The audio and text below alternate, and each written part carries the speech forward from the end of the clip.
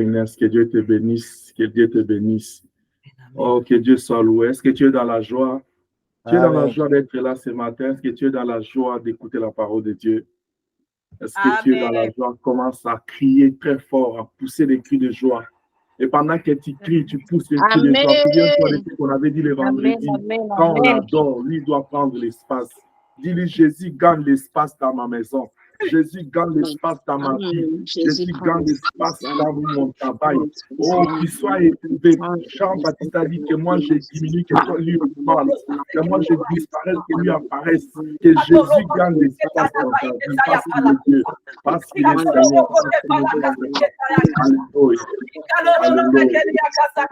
Seigneur. Alléluia. Oh Seigneur règne. Alléluia. Père, que nous puissions disparaître, que toi tu apparaisses. Au nom de Jésus-Christ. Amen. Amen. Amen. Certainement, j'ai de bonnes nouvelles pour toi. Amen. J'en ai de bonnes nouvelles. Mais les bonnes nouvelles que j'ai, je me demande quelles bonnes nouvelles que je dois t'annoncer parmi ceux que j'ai. Alors, je vais te demander, je vais t'engager dans une pratique. J'ai dit le chiffre 1, 2, 3. Tu choisis quel chiffre? Entre les trois là, j'ai trois bonnes nouvelles. Tu choisis lesquelles? Que je te donne une ce matin. Choisis. Les trois. Les trois. Trois. Les trois au complet. OK. Pourquoi vous tous, vous êtes allés dans les trois? Parce que nous aimons Jean les chapitre 20. Allons-y. Jean chapitre 20. Nous sommes dans notre texte pascal. Là, c'est là où les choses vont démarrer ce matin. Jean chapitre 20, verset 11, il dit, « Cependant, Marie s'est tenue dehors près des sépulcres, et elle plairait. » Souligne-moi cette phrase. Elle plairait. Comme elle plairait, souligne encore, elle plairait. Elle se baissa pour regarder dans les sépulcres. Marie plairait, mais elle se baissa pour regarder dans les sépulcres. Elle vit des anges vêtus de blanc assis à la place où avait été couché le corps de Jésus. L'un à la tête, l'autre aux pieds. Il lui dit, femme, pourquoi pleures-tu? Elle plaira. Mais les hommes là lui disent, mais pourquoi pleures-tu? Est-ce que je parle à quelqu'un? Amen. Pourquoi pleures-tu? Parce que tu as regardé dans les tombeaux, il n'est plus là. Mais pourquoi tu pleures? Qu'est-ce que toi tu voulais? Tu voulais regarder dans les tombeaux, les regarder là-bas couché. Il n'est plus dans les tombeaux. Le tombeau est vide. Il est vivant. Pourquoi pleures-tu? Ce matin, j'amène la bonne nouvelle pour toi. Le tombeau est vide. Le Seigneur te pose la question. Le tombeau est vide, mais pourquoi pleures-tu? Pourquoi pleures-tu? Ça, c'est la question que le Saint-Esprit me pose, te pose ce matin. Parce qu'il y a un homme qui a pris notre place. La Bible dit, lui qui n'a pas péché, il s'est fait pécher pour nous. Le châtiment qui nous donne la paix est tombé sur lui. Il a porté nos péchés, il s'est chargé de nos malédictions. Il l'a porté à la croix, il est allé. Au soir de son arrestation, quand il a vu la coupe de la souffrance, il leva les mains vers le ciel. Il dit, Père, si cela dépend de toi, si tu peux éloigner de moi cette coupe, alléluia, aux âmes. C'était la coupe de la souffrance. C'était la coupe de nos péchés. C'était la coupe de la malédiction qui tombait sur nous, qui pesait sur nous. Avant qu'il puisse monter à la croix, j'avais raison de pleurer. Tu avais raison de pleurer. Jean à Apocalypse avait raison de pleurer parce qu'il a entendu une voix qui lui dit qui est digne et capable d'ouvrir le livre et d'en rompre les 7 sceaux. Jean a vu personne oser dire je suis là. Jean plaira. Il avait raison de pleurer. Alléluia. Amen. Lui-même, le Seigneur de gloire, avant de monter à la croix, il avait raison de pleurer. Devant la tombe de Lazare, Jésus plaira. À la croix, il a crié, dit, Père, pourquoi m'as-tu abandonné? Avant de rendre l'âme, l'agneau avait la raison de pleurer. Mais quand il a rendu l'âme, quand il a dit à Dieu, Père, entre tes mains, je remets mon esprit. La Bible dit, tout s'arrêta là. Il a rendu l'âme parce qu'il était rassuré. Son âme était entre les bonnes mains. Est-ce que je parle à quelqu'un ce matin? Du jour où tu as reçu le Seigneur, Jésus-Christ comme Seigneur et Sauveur, ta vie est entre les bonnes mains. Pourquoi plaires-tu? Pourquoi plaires-tu? Du moment où il a rendu son âme entre les mains de Dieu, il arrêta de pleurer. De pleurer plutôt. Jésus ne plaira plus. Il est allé jusqu'à le séjour des morts. Il a fait 3 jours, il est ressuscité. Mais c'était maintenant le tour de Marie de Magdala. Parce qu'il était passionné. Elle avait l'attitude des personnes qui a perdu quelque chose de très important dans sa vie. Oh, regardez-moi cette femme. Elle a constaté que dans les tombeaux, il n'y avait rien. Le problème de Marie, elle avait même besoin de corps, un corps mort. Alléluia. Des fois, nous avons des jugements, des opinions, nous avons des besoins qui ne sont pas corrects, qui ne sont pas bons pour nous. Marie, il dit, montrez-moi si vous avez pris son corps, montrez-moi là où vous l'avez mis. J'ai juste besoin de son corps. Il n'avait pas besoin de ses corps physiques, parce que ses corps devaient retourner à la poussière. Il avait besoin de la puissance. La Bible dit, en lui habitait corporellement toute la plénitude de la puissance de Dieu. Et quand Marie était allée dans les tombeaux, en train de les chercher, c'était les corps qui étaient là. Mais l'âme de Dieu n'était plus là, parce que Dieu n'en peut pas les tuer. Alors l'ange lui dit, femme, mais pourquoi pleures-tu? Malgré que Marie a vécu avec le Seigneur, malgré que Marie a vu la puissance de Dieu dans sa vie, elle-même, elle est le témoignage de la puissance de Dieu, de l'amour de Dieu. Malgré qu'elle est arrivée dans les tombeaux, elle a vu que c'était vide dans sa tête. La Bible dit, et Pierre, et l'autre disciple, et Marie, et les autres femmes ne comprenaient pas encore que le Seigneur était ressuscité. Je suis en train de dire à quelqu'un, tu sais pourquoi tu pleures dans ta vie toujours? C'est parce que tu ne comprends pas encore qui tu es. Amen. Tu ne comprends pas qui tu as en toi. Deuxième chose, d'abord, tu ne comprends pas qui tu es. Je vais te dire que tu es un enfant de Dieu. Tu es le Dieu en qui tu as cru. La Bible l'appelle le roi des rois, le Seigneur des seigneurs. Tu le sais. Mais pourquoi tu pleures toujours?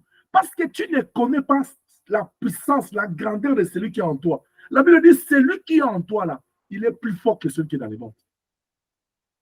Même quand on t'annonce, on prophétise sur toi, si les combats que tu as, on te dit même les noms des gens qui te combattent, les sorciers qui te combattent. Toi, tu trembles. Parce que tu oublies celui qui est en toi. Parce que tu oublies des fois le parcours, la marche, l'histoire que tu as avec Dieu. Parce que tu oublies l'histoire de Dieu de la Bible. Paul dit, je n'ai point honte de l'évangile, car je sais en qui j'ai cru. Daniel Allah, il se dirigea vers la fosse au lion, mais il avait l'assurance. Il dit, même dans la fosse au lion, je lis dans sa parole, David avait dit, quand il était dans la forêt, quand les lions se jetaient sur les troupeaux et qu'il avait une brebis dans sa gueule, alléluia, l'Éternel donnait à David la force d'arracher la brebis. Si Dieu est capable de sauver un animal, et puis moi, un homme créé à son image. Et comme vous le savez, la Bible prend l'image des brebis. Nous sommes les brebis du Seigneur. Les brebis que David sauvait dans la forêt, c'était toi, c'était moi. Dieu est en train de te dire, même si le diable te prend, tu es entre les dents du diable, peu importe le temps qu'ils ont fait. Ah, il regarda Pierre, il dit, Pierre, les princes de ce monde te réclament pour te cribler comme les froms. Mais tu as la chance. J'ai prié pour toi. Je n'ai pas permis à ce que tu entres dans sa gueule pour être criblé. Bien aimé, même quand il permet que le diable puisse aller atteindre Job pour cribler ces choses, il dit au diable, ne touche pas son âme. Tu as raison, tu pleures parce que, pasteur, ce n'est pas toi qui vis ce que je vis, tu as raison. Tu as raison. Mais là, jusque-là, tu raisonnes comme une personne, comme un être humain. Mais pourtant, tu es un Dieu, tu meurs comme un être humain. C'est lui qui a permis que les situations t'arrivent là. S'il n'avait pas d'intérêt avec toi, il n'allait pas te garder en vie. Parce que le souffle de vie, C'est la moindre des choses que Dieu peut faire dans ta vie pour les retirer. Comme il avait soufflé, il peut aussi les retirer. Il les tire. D'un clin d'œil, tu meurs. Mais il permet qu'on touche à tes finances. Il permet qu'on touche à ceci. Il permet qu'une souffrance t'arrive. Mais il te garde en vie parce qu'il est Dieu. Il dit, je connais les projets que j'ai formulés sur toi. Ce sont les projets de paix et non de malheur, dit le Seigneur. Alléluia. Amen. Amen. Il te garde en vie parce qu'il dit lui-même, il y a de l'espérance pour ceux qui vivent. C'est sa parole. S'il n'y avait pas un plan avec toi, il ne pouvait pas te garder. Marie Magdala, c'était une femme qui n'avait pas une bonne vie. Mais le Seigneur est allé les localiser là-bas. Parce que Dieu avait un rendez-vous avec elle. Elle a tiré de la poussière. La Bible dit de la poussière, il prend l'indigent, il le fait asseoir parmi les grands. Il a tiré Marie de la poussière, du péché. Il l'a ramené parmi les grands, dans la sainteté, autour de son trône. Marie était parmi les femmes de marque qui accompagnaient le Seigneur. Du moment où elle a rencontré le Seigneur, elle a cessé d'être n'importe qui. Du moment où tu as rencontré le Seigneur, tu n'es plus la même personne. Tu n'es plus la fille, le fils de tel. Oui, on pouvait l'appeler Bartimée parce qu'il n'avait pas encore rencontré le Seigneur. Du moment où il a rencontré le Seigneur, il a cessé d'être Bartimée parce qu'à ce moment-là, il a recouvré la vie. Il n'était plus aveugle parce qu'il a rencontré le Seigneur. Quand le Seigneur te localise, quand tu rencontres des seigneurs sur ton chemin, il vient, il dit, je me tiens à la porte et je frappe. Si quelqu'un entend ma voix, il ouvre la porte de son cœur, j'entrerai dans sa maison, j'entrerai dans sa vie, j'entrerai, je souperai avec lui, lui avec moi. C'est la parole du Seigneur. Il a dit, voici, je suis avec vous tous les jours jusqu'à la fin du temps. Celui qui a promis, c'est Dieu. Oh, tu es en train de te poser la question, tu dis, pasteur, mais pourquoi il est avec moi, mais pourquoi je ne vois pas ça? Mais parce qu'il est dans la barque avec les disciples, il se repose. La tempête se souffle. Tu n'as pas lu ça? Il y a des moments où Dieu dans ta vie, il est calme, il ne parle pas. Parce que il y a aussi des moments où Dieu a parlé, toi tu n'as pas obéi. Quand il a parlé, il a parlé, il a parlé, il a parlé, tu n'as pas obéi. Dieu ne s'est pas plaint. Mais quand Dieu est silencieux, pourquoi tu te plains? La Bible dit, quand le Saint-Esprit viendra, il vous rappellera tout ce que je vous ai dit. Tu as besoin que Dieu te parle. Que le Saint-Esprit te rappelle d'abord tout ce que Dieu t'a dit que tu n'as pas encore obéi, auquel tu n'as pas encore réalisé. Bien aimé, nous cherchons toujours que Dieu parle. Dieu parle. Pourtant, Dieu parle tous les jours. La Bible dit Dieu parle tantôt d'une manière, tantôt d'une autre. Mais nous ne prêtons pas attention. Même quand nous avons les parler de Dieu que nous n'avons pas encore obéi, nous cherchons que Dieu nous parle encore. Vous savez, le jugement de Dieu, quand ça viendra sur ce que Dieu nous a dit. Nous serons jugés par rapport à sa parole. Toi qui cherches que Dieu te parle tous les jours, là, Dieu, il te parle. Qu'est-ce que tu fais de ça? Tu es en train d'emmagasiner le nombre de plaintes divines. C'est-à-dire, le jour là, quand on va ouvrir ton dossier, peut-être moi, j'aurai des plaintes. Dieu va te dire, toi, tu n'as pas obéi à ça. Toi là qui aimes toujours que Dieu te parle. Il y aurait une liste de plaintes. Dieu dit, en 1800D, je t'ai parlé de ça, qu'as-tu fait? En 2001, je t'ai dit de faire ça, qu'as-tu fait?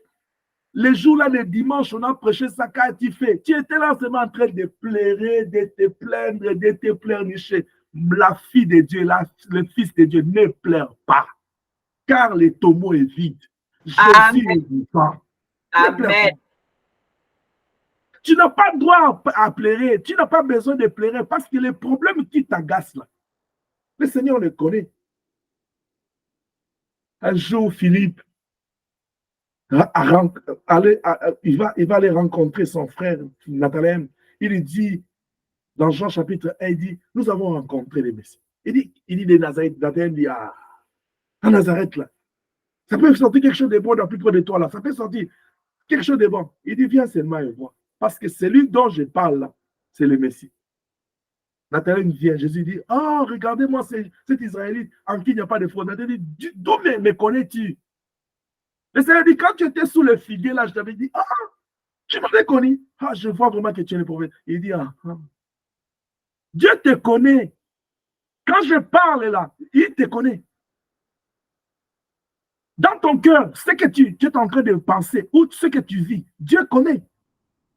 Parce que la Bible dit, il est celui qui sonde le cœur jusque dans les reins. Et souviens-toi, quand nous avons parlé des cœurs de l'homme, je t'avais dit que Dieu te connaît plus que toi-même. Il te connaît mieux. Il n'y a personne qui te connaît comme Dieu parce qu'il est ton créateur, parce que c'est lui qui sonde dans les cœurs.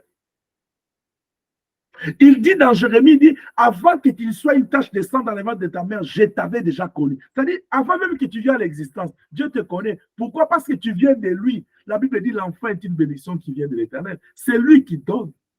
C'est-à-dire, il te connaît. Il te connaît. Dieu, c'est comme un entraîneur, c'est comme un coach qui a son équipe, qui introduit chaque joueur à son temps. Il y a les 11 de départ. Après 30 minutes, tu peux voir un entraîneur, il appelle un remplaçant, il dit, viens, chauffe-toi. C'est comme ça que Dieu fait avec les hommes. Il dit, tu vas entrer. D'habitude, tu joues 9, mais je veux que tu puisses aller jouer 10. Voilà ce que tu vas faire. Il y a d'autres entraîneurs là, il écrit même le schéma, il change, il écrit un petit papier, il donne à l'entrée, il dit, va donner à l'autre, changement de position. C'est comme ça que Dieu fait des choses. C'est pourquoi la Bible dit, Dieu fait toutes choses bonnes à son temps. Quand il décide de te lever à 10 heures, c'est à 10 heures. Quand il dit c'est à 12 heures, c'est à 12 heures. Pour les uns, c'est à 6 heures. Tu n'as pas besoin de pleurer. Tu n'as pas besoin de te comparer aux autres. Souviens-toi, je t'ai dit, quand tu vas à Jopé, là, ça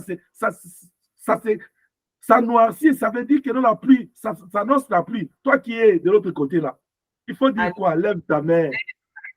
Lève ta main. Amen. Tu dis, comme il a visité les voisins, ce qui n'est pas loin. Vous savez, il y a des gens, vous voyez quand vous êtes à côté là. Je vais prendre l'exemple de qui? Je peux prendre l'exemple d'Emmanuel, comme je vois. Tu es à côté de Béni. Si Dieu arrive chez Emmanuel et que l'autre maison qui suit, c'est Béni, que Béni dise, il est déjà à côté de chez moi. La bonne façon de l'attirer chez moi, c'est de lui donner l'impression, c'est de lui dire que je t'attends avec joie, avec foi. Ce n'est pas de me plaindre, parce qu'il est déjà à côté. Oh, je vais parler comme un homme. Amen. Quand une maison est prise par le feu, vous êtes dans un appartement, dans un immeuble qui a au moins comme 6 appartements. Quand le premier appartement est pris par le feu, tous les voisins sont inquiets parce qu'ils savent que le feu va défiler. Ça va défiler. Ça va atteindre tous les autres appartements. Ils vont appeler les pompiers vite, vite, vite. La Bible l'appelle le feu dévorant. Il est le feu dévorant. C'est-à-dire quand il dévore l'appartement A, toi qui as l'appartement B là, Dieu ne fait pas exception de personne. Il fait grâce à qui il fait. Le feu va t'atteindre. Voilà pourquoi tu ne dois pas te plaindre. Amen. Ce matin, je suis venu dire à quelqu'un, parce que nous sommes dans les mois pascal pour nous, et que nous sommes en train de savourer la puissance de sa résurrection, il te dit de ne pas pleurer. Parce que si tu pleures, tu ne comprends pas pourquoi il est ressuscité. Pourquoi tu pleures? Parce que tu veux qu'il rentre dans les tombeaux, qu'il reste là-bas. Mais le tombeau n'est pas un endroit pour lui. Il est allé suivre nos grands-pères et nos arrière-parents pour les dire la bonne nouvelle. Parce qu'il veut que tout le monde soit sauvé. Mais ce n'est pas son endroit. Son endroit, c'est son trône. Il a dit dans Jean 14, dans la maison de mon père, il y a plusieurs demeures. Je vais aller vous préparer des places parce que moi, je partage mon trône. C'est ça son endroit. C'est ça sa demeure. Maintenant qu'il est allé dans les tombeaux pour notre bien, il a dit, détruisez-moi ces temples. Je vais les rebâtir dans 3 jours. C'était le 3e jour. Il ne devait plus rester là-bas. Maintenant, on vient te dire la bonne nouvelle. Marie a constaté. Elle a couru vers les apôtres. Il leur dit que je viens de là. J'ai trouvé que le tombeau est vide. Le corps du Seigneur n'est pas là. Pierre, oh! Pendant que les autres couraient, Marie était dans l'émotion. Pierre vient directement, waouh! Il entre dans le tombeau. Il constate, il ne pleure pas. Toi qui es là, qui m'entends, si on te parle des tombeaux qui est vide, sois comblé de joie. Parce que ça devait être vide le 3e jour.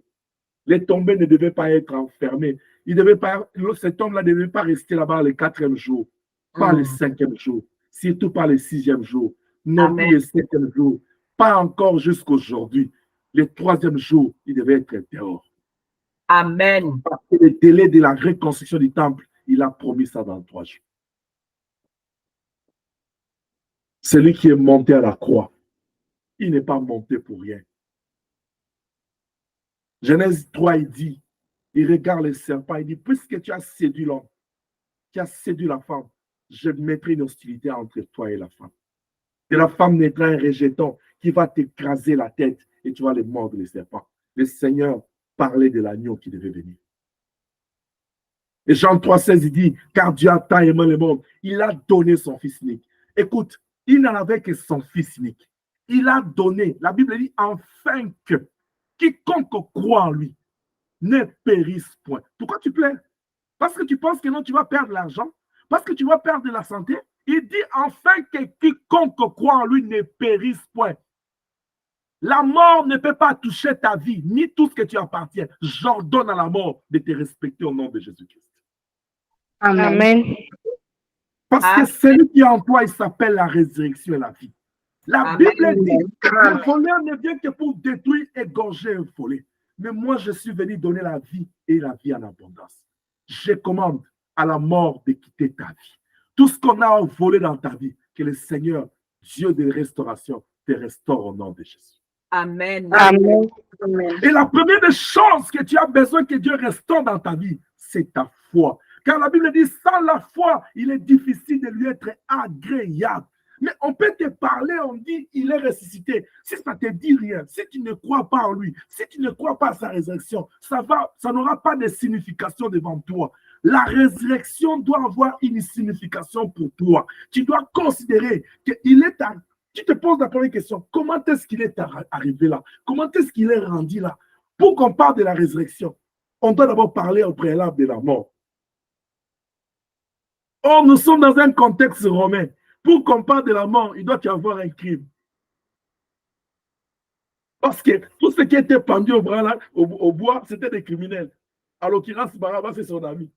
Nous sommes dans un contexte romain. Mais lui, quel est le crime qu'il a fait? Dis-moi, c'était un crime parfait. C'était de prendre la place des pécheurs pour se faire pécher. C'est ça le crime qu'il a fait. Alléluia. Merci, Amen. Seigneur, beaucoup. Merci, Jésus. C'est à cause de moi, c'est à cause de toi qu'il est devenu criminel. Pourtant, il est saint. Pourtant, il est le créateur. Pourtant, nous ne rendons pas compte de ça. Pourtant, nous ne réalisons pas la gravité du fait qu'il s'est souillé par nos péchés. Pourtant, c'est nous qui l'avons offensé. Il est venu nous chercher. Que Dieu nous donne le cœur de Dieu. Parce que si nous sommes enfants de Dieu, nous devons avoir l'ADN de Dieu. Nous l'avons offensé. Au lieu d'attendre que nous puissions demander pardon, réparer, il a vu que nous sommes incapables, il est venu nous chercher. Mais moi et toi, si c'est toi qui me fais du mal, j'attends toujours que tu viennes me demander pardon. Parce que nous sommes des spécialistes dans... Il m'a touché, il m'a choqué. Tu vois ce qu'il a dit? Quand toi, tu choques Dieu, quand toi, tu as choqué l'agneau, mais lui, il est venu te chercher dans les mal. Parce que tu es spécial. Qui tu es? La poussière de la terre à laquelle Dieu a donné la forme. Mais le Seigneur t'a donné de la valeur. Pourquoi tu ne peux pas faire aussi avec les autres? Seigneur Jésus, parce que tu es mort à la croix, voici ma prière ce matin. Pardonne nos offenses. Accorde-nous aussi le cœur de pardonner aux autres. Amen. Amen. Tu n'as pas besoin, bien-aimé. Tu n'as pas besoin d'attendre qu'ils viennent. Oh, pardonne-moi parce que j'ai mal parlé. Non. Le pardon est une puissance qui libère. Quand tu bloques quelqu'un dans ton cœur, même si tu dis chikabalabala, le chikabalabala là, c'est rien. Même si tu dis Somalie, Zimbabwe, Zambie, c'est rien. Parce que tu es emprisonné. Les langues prennent son sens, sa puissance pour une personne qui est libre. Parce que les langues, c'est l'œuvre du Saint-Esprit. Et la Bible dit l'Esprit de Dieu, c'est l'Esprit de la liberté. Quelqu'un qui est emprisonné ou qui emprisonne les gens dans son cœur, faites attention aux langues que tu pries. Ça peut être les langues de l'autre côté. J'ai dit de l'autre côté. J'ai dit encore de l'autre côté.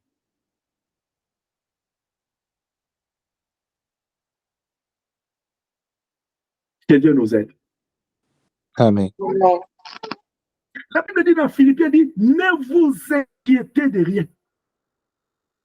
Ne vous inquiétez de rien. Pourquoi Dieu nous dit ça? Parce qu'il sait qu'il y a un sacrifice qui a été donné. Vous savez, j'ai appris dans la vie, l'homme fait toujours, des fois, parfois, plus d'une fois, l'homme fait toujours le contraire. Nous vivons dans le sens contraire, même des fois, plus d'une fois. C'est-à-dire, quand c'est le moment de nous plaindre là, nous, on ne se plaint pas. Le moment de ne pas se plaindre, nous, on se plaint. Je te donne un exemple. On parle des tombeaux qui est vide. Tous ceux qui sont nés avant Jésus, tous ceux qui ont vécu avant Jésus, ils ne connaissent pas l'histoire des tombeaux. C'est-à-dire, pour eux, se plaindre, ça s'applique. Parce qu'ils étaient encore sous la malédiction, le péché pesait sur eux et le sang de l'agneau ne pouvait pas ôter les péchés, ça couvrait, ils pouvaient se plaindre.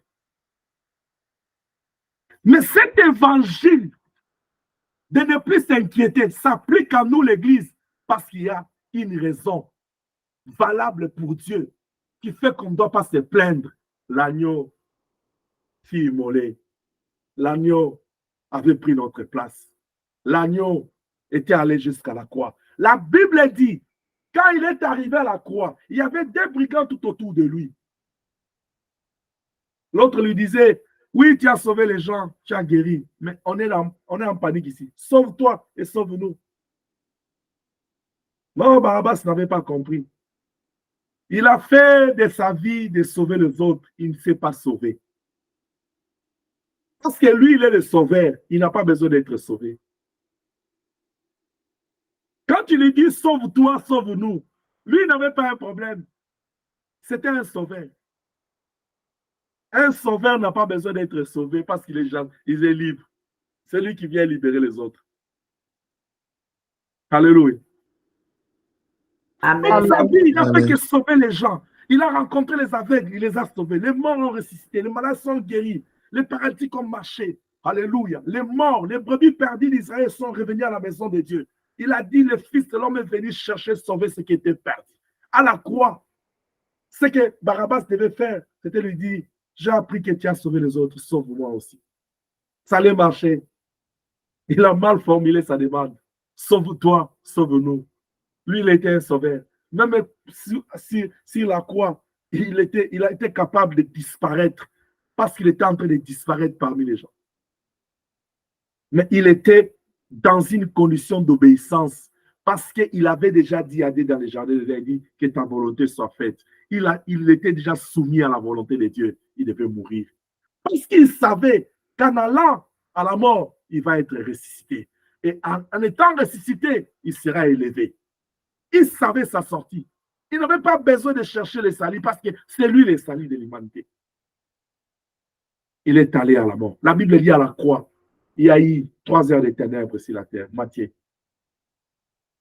Pendant ce temps, les saints ressuscitèrent. La Bible dit qu'on a vu des tombes s'ouvrir, les saints marcher dans la ville parce qu'il y a un problème. Il y a eu d'abord 3 heures de ténèbres. Pendant ces 3 heures, première chose, il y a eu les ténèbres. Pourquoi il y a eu les ténèbres? Parce qu'on avait touché à l'interrupteur de la lumière du monde. Pilate, Caïphe, Hérode, tous les gens, les sacrificateurs, ils se sont réunis, ils se sont concertés, ils ont touché à l'interrupteur du monde. Il leur a dit, je suis la lumière. On a touché à celui qu'on ne pouvait pas toucher. Mais ils ont touché à lui par sa permission, puisqu'il a dit, prenez-moi. C'était une démonstration de force pour dire, je suis la lumière du monde. Regardez ce qui se passe. Pendant ce temps-là, les morts ressuscitèrent. La Bible dit qu'il s'est passé quelque chose dans les temples. Pourquoi il a choisi les temples? Parce que les temples, c'est sa demeure. Ça lui appartient. Et c'est à cause du temple qu'il était venu. Il est venu restaurer le vrai temple de Dieu. Il devait se passer quelque chose là-bas. Et il y avait un mystère qui l'attendait. Il y avait que lui qui devait déchirer le voile pour donner accès aux gens, puisqu'il était l'agneau qui était dit. Maintenant qu'il n'y a plus de voile qui séparait, les voiles qui séparent les lieux saints aux lieux très saints. Bien-aimé, pourquoi tu dois pleurer? Pourquoi tu dois te lamenter? Pourquoi tu dois te lamenter, enfant de Dieu? Tu n'as pas droit, tu n'as pas besoin de te lamenter. Tu n'as pas besoin de t'inquiéter parce que c'est de nos fautes, c'est de nos péchés, c'est de notre souffrance. La Bible dit, par ces meurtrissures, nous sommes guéris. C'est pourquoi l'ange dit à Marie, dit, pourquoi pleures-tu? Pourquoi tu pleures?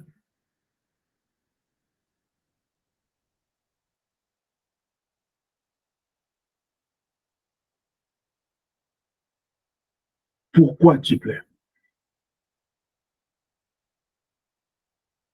Oui, Marie avait raison de pleurer parce qu'on avait pris ce qui était important pour elle.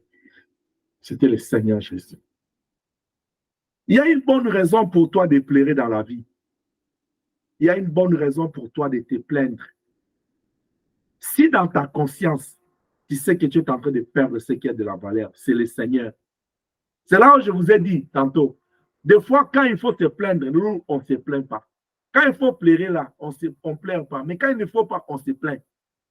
Les gens, ils ne se plaignent pas parce qu'ils ont perdu le Seigneur. Vous allez voir même quelqu'un, il a abandonné la foi. Il dit, moi j'ai prié beaucoup, mais je suis décidé depuis que ma mère est morte. Une autre personne dit, j'ai prié beaucoup puisque mon père est malade, j'ai gêné. Mais écoute, David avait aussi un enfant qui était malade.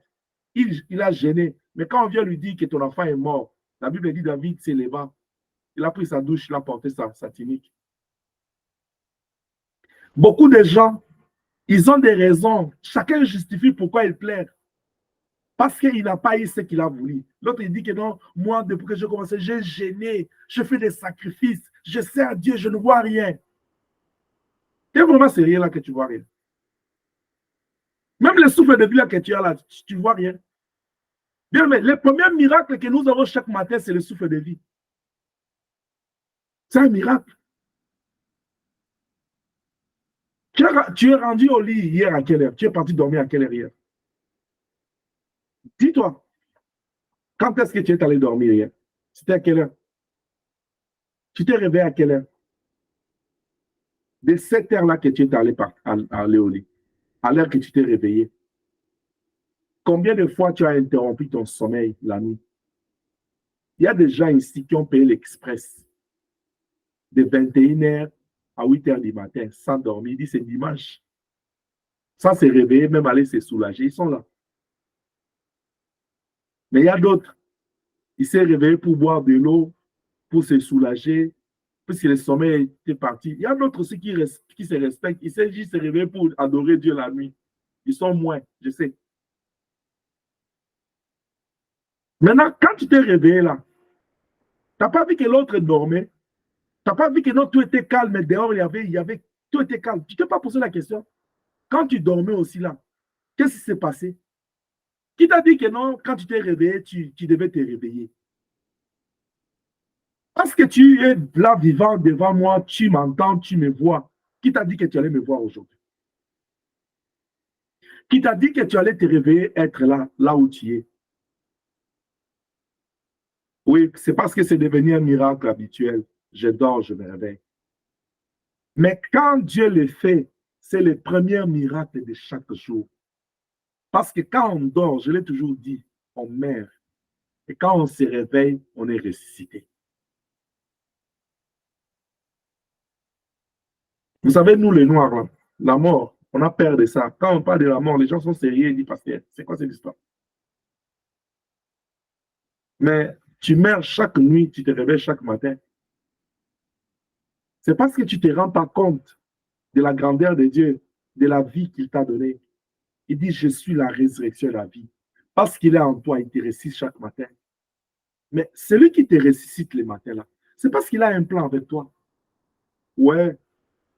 Dieu peut avoir un plan. À la journée là, il te traverse dans les épreuves. Il le fait sortir d'Égypte.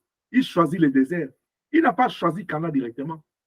Dieu était capable de prendre les anges, de piquer Israël en Égypte et de le planter. à Canaan. Il était capable. Dieu était capable de balayer tous les chemins, toutes les conquêtes qu'Israël a fait. Dieu pouvait le faire à lui seul. Il a fait avec les déluges de Noé. Mais il s'est choisi de prendre Israël, son peuple qui s'est choisi par sa main puissante, il a fait traverser le désert. S'il a fait avec Israël, et puis moi et toi. Vous savez, Israël, ils ont une particularité que nous l'Église, on n'a pas aujourd'hui. Je vais te dire, les Juifs, ils ont eu la loi comme pédagogue. C'est-à-dire, quand Dieu leur donne la loi, ils sont instruits dans l'école de Dieu. Leurs enfants grandissent dans les choses de Dieu. Nous, ce sont les 1h45 à l'église, tu viens, le pasteur parle. Pendant que je parle là, tu regardes dans la montre, tu dis, il est là 12h10, il va arrêter à quelle heure. Les Juifs, c'était leur vie. Ils grandissaient dans la loi, comme ça. Mais Dieu les a pris en Égypte. Il les a fait traverser le désert. Et puis nous qui connaissons un peu la parole là, à peine là, tu connais la Bible, 2 versets 3. Mais tu veux la grandeur élevée, très élevée. Mais les Juifs là, les Juifs, il les a pris en Égypte, il les a fait traverser le désert. La question est de savoir, est-ce qu'ils avaient encore besoin des déserts pour être formés? Oui. À chaque étape de ta vie, tu as besoin de Dieu pour ton bien-être. Tu as besoin aussi de l'école de Dieu pour être formé. Et à chaque changement d'étape, pour aller à la prochaine étape, tu as besoin de passer par l'école de Dieu. C'est-à-dire, l'école de Dieu, c'est une formation que Dieu t'engage, à laquelle Dieu t'engage pour te préparer à la gloire qui vient. Maintenant, quand la souffrance vient, nous avons une seule attitude que nous développons, c'est de nous plaindre, c'est de le plairer, comme si l'homme qui est monté à la croix n'a rien fait.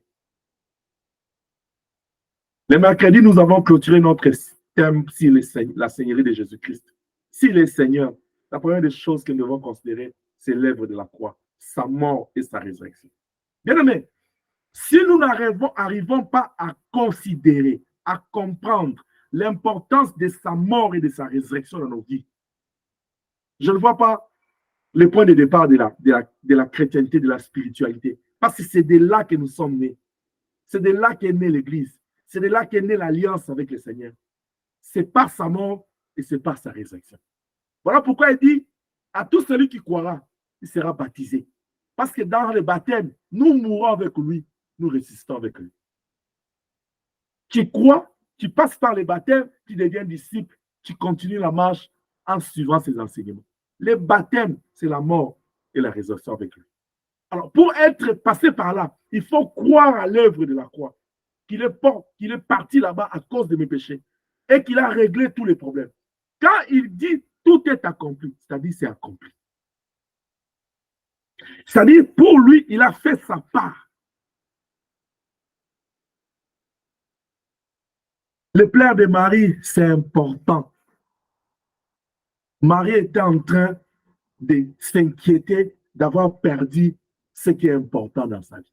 C'est pourquoi je t'ai dit tantôt, des fois, quand il faut pleurer, nous on ne pleure pas. Quand il ne faut pas pleurer, nous on pleure. Quand c'est trop des choses importantes comme la relation avec Dieu, là, les gens ils s'engagent moins. Je te pose une question en passant. C'est quand la dernière fois, toi, tu as gêné pour ta relation avec Dieu? Ouvrier, toi qui m'écoutes, c'est quand la dernière fois tu as gêné pour ton ministère?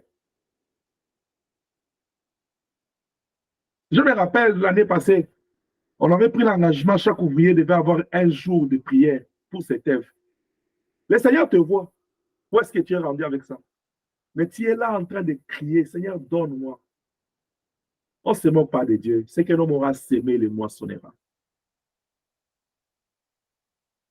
La Bible dit, vaut mieux ne pas faire de vœux à Dieu, à la place de le faire pour ne pas accomplir. Vous savez, des fois, on joue avec Dieu, on ne le sait pas.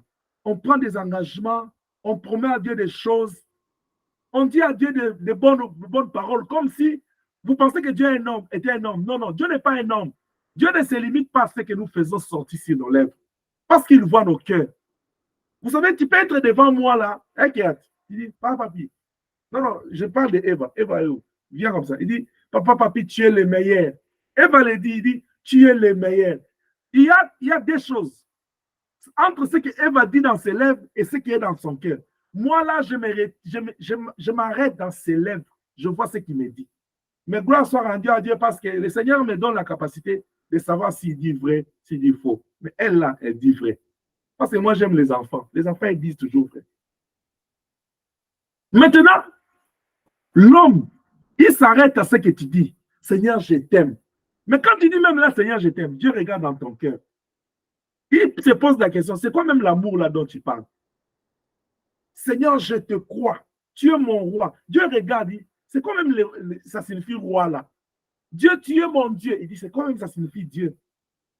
Parce que la Bible dit, ce peuple est mon nom de lèvres, mais leur cœur est éloigné de moi.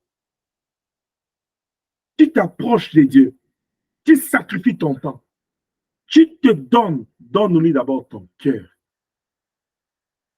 Nous devons nous plaindre. Nous devons nous inquiéter de notre relation avec le Seigneur. Est-ce que nous l'avons perdu? Est-ce que c'est comme j'avais dit à la retraite l'autre fois. Toujours te poser la question, où est-ce que j'ai laissé le Seigneur? C'était une leçon qui était donnée. Les gens étaient comme Alléluia. Aujourd'hui, là, est-ce que c'est encore Alléluia? Dans les oubliettes. Marie dit, dites-moi même là où vous l'avez mis. C'est ce qui est important pour moi. Je vais le prendre.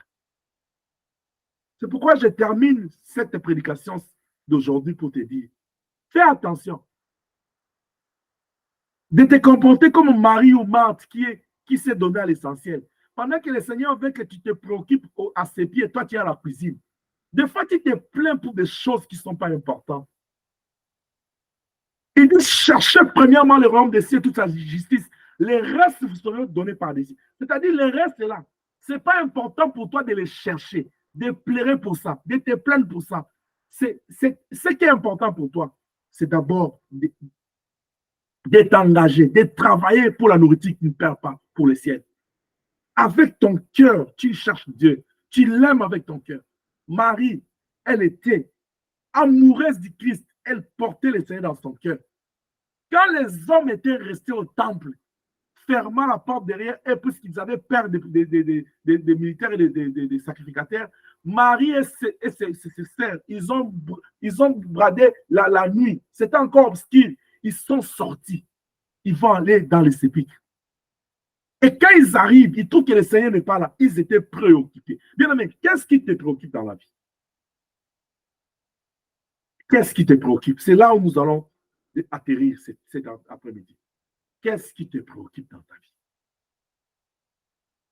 Tu dois être capable de répondre à Dieu à cette question.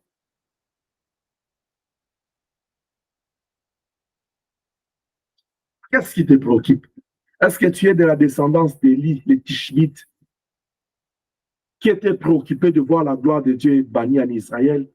Il va aller engager un défi et risquer sa vie. Il se présenta devant le Seigneur et dit, je suis resté le seul. Dieu l'a réconforté, dit, il y a encore d'autres. Qu'est-ce qui te préoccupe autant dans ta vie?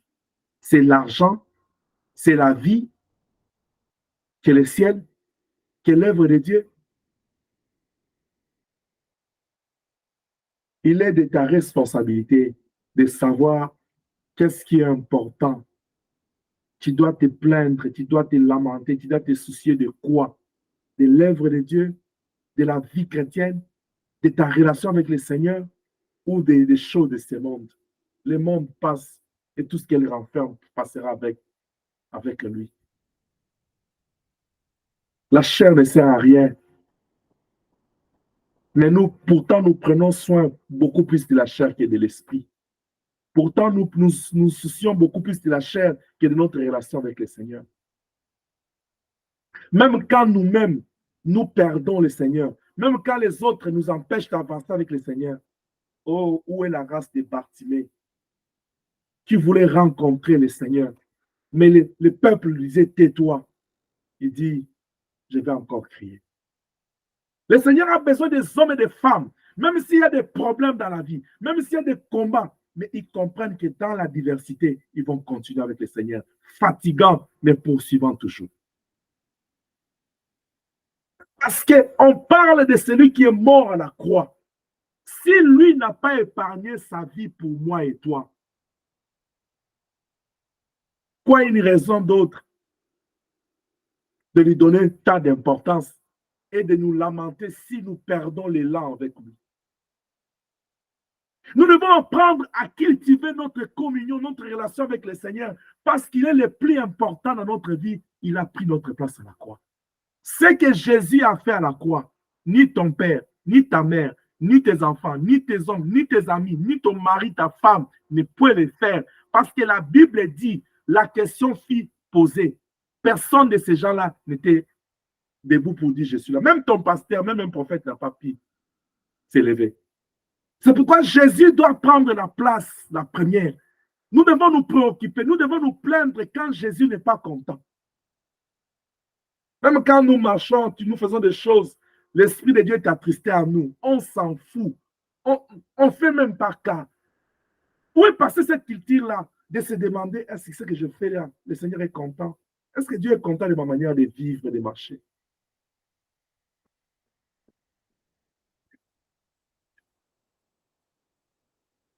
Cette femme a pleuré parce qu'il avait perdu quelque chose d'important. Toi, tu pleures pourquoi? Moi, je pleure pourquoi? Nous pleurons pour des choses inutiles de ce monde. La gloire de ce monde.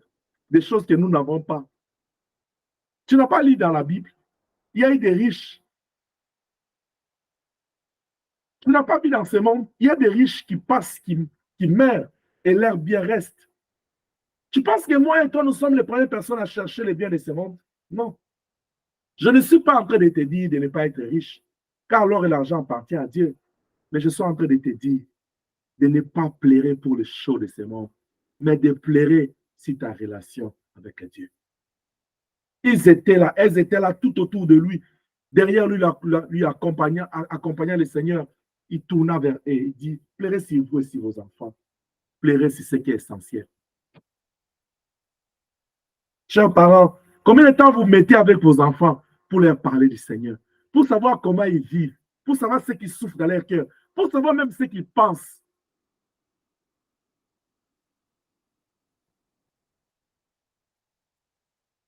Un jour, je parlais avec Carlos.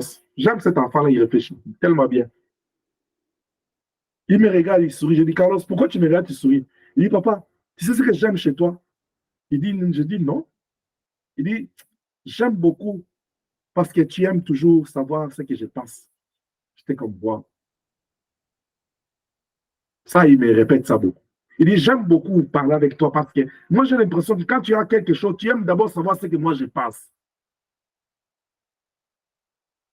Combien de temps tu prends avec les enfants pour savoir ce qu'ils pensent? Mais aussi enfant, combien de temps que tu prends avec tes parents pour savoir ce que les parents pensent de toi? Surtout que nous sommes dans un monde où les enfants sont devenus des experts, des Rambo. Hein, vous pensez que nous sommes dans un temps où nous sommes dépassés. Donc, vous là, vous venez, c'est une nouvelle période de la vie du monde. Non, non, rien de nouveau sur la terre. C'est un cycle qui tourne, qui revient. Jésus prend ses disciples. Il a posé la question, il dit, qu'est-ce que le monde pense de moi? Il est préoccupé par ça. Toi, tu es préoccupé par quoi? Lionceau, réponds-moi. Qu'est-ce qui te préoccupe? Tu es un enfant de Dieu. L'Église, l'œuvre de Dieu. Est-ce que tu te plains? Tu pleures de quoi? Est-ce que tu te plains de quoi? Quand le Seigneur te regarde dans ton cœur, là, il peut être content de ce qui te préoccupe. Marie était préoccupée par le fait qu'il ne voit pas le corps de son Seigneur. L'état de l'Église, ça ne te dit rien. L'avancement de l'œuvre, ça ne te dit rien. La croissance de cette œuvre, tu dis, c'est l'Église du pasteur. Ce n'est pas mon Église. D'ailleurs, c'est ton Église. Moi, je suis qu'un serviteur. Si le Seigneur vient aujourd'hui, il te demandera, il le demandera, il va nous demander, il va me demander. Parce que nous sommes tous un rôle de sacrificateurs. Chacun passera devant le Seigneur. Tu ne sais pas pourquoi Dieu t'a mis là. Peut-être toi, tu dis, je me connecte, j'écoute la parole, c'est fini. Il n'y a pas de c'est fini dans l'Église.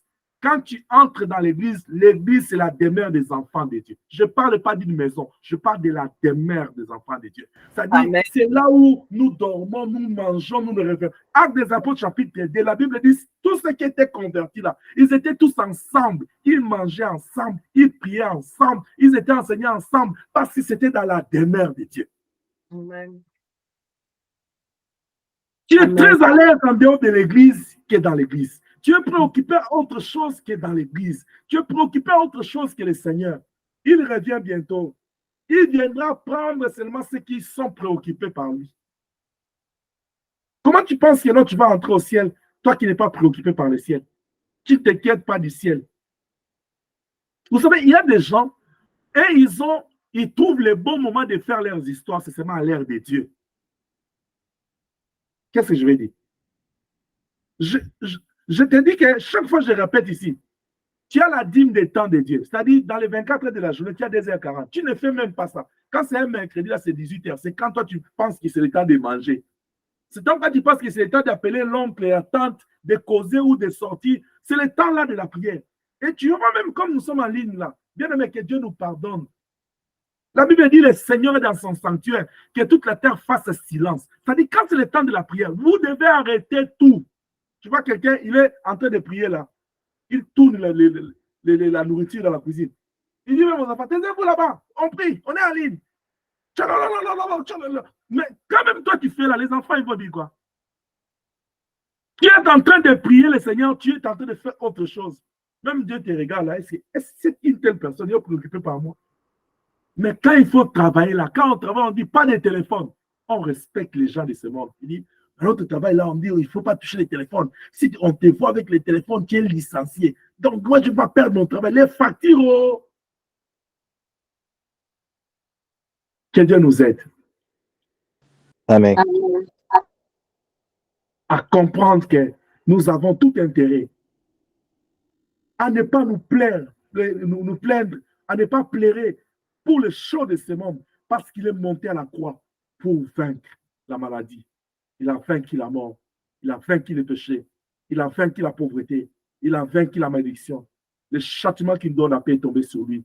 Il nous a délivrés des principautés, des autorités. La Bible dit, il les a produits en spectacle.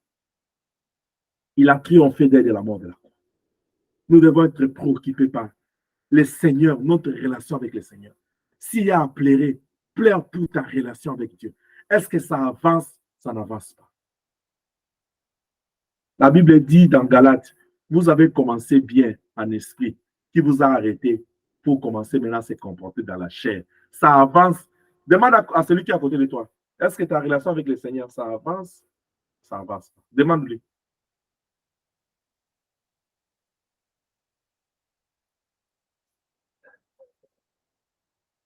Demande-lui, est-ce que ça avance?